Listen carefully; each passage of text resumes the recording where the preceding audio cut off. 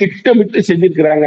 இதுல உளவுத்துறை தோல்வி, புண்ணாக்குத்துறை தோல்வி அப்படின்னு திருமாவளவன் பேசுறாரு. அந்த மனிதனுக்கு அறிவு இருக்கா, ஞானம் இருக்கா? அந்த அந்த மாநிலத்தினுடைய முதலமைச்சர் உமர் அப்துல்லா இத பேசலையே.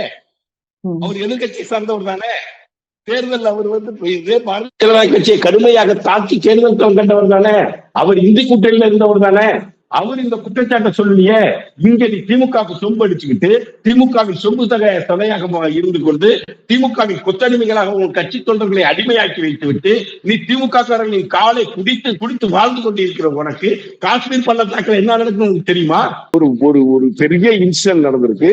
அந்த இன்சிடென்ட் நடந்து ஒரு 48 மணி நேரம் கூட இந்த நாய்கள் பொறுக்காதா விமர்சனம் செய்வதற்கு?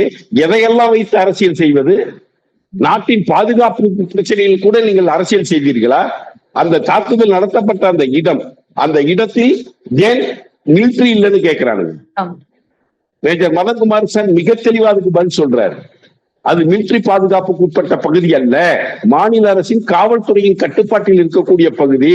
அதை டூரிஸ்ட் பிளேஸா நம்ம அங்கீகரிச்சிருக்கோம். டூரிஸ்ட் பிளேஸா அங்கீகரிக்கப்பட்ட பிறகும் அங்க போய் மிலிட்டரி போர்ஸோட பாதுகாப்புன்னா வர்ற சுற்றுலா பயணிகள் ஏதோ ஆபத்து இருக்கிறது என்ற உணர்விலே அங்க எதை என்ஜாய் பண்ண வந்தாங்களோ, எதை பயன்படுத்த வந்தாங்களோ அதை செய்ய முடியாமல் ஒரு விதமான மனக்குழப்பத்திலும் சீக்கிரம் இங்க இருந்து போயிடணுங்கிற மனநிலையிலையும் இல்ல அங்க போவே வேண்டாம், மிலிட்டரி நிக்குது, ஏதாவது கலெக்டர் வந்துடும், போவே வேண்டாங்கிற மனநிலைக்கும் வந்துருவாங்க.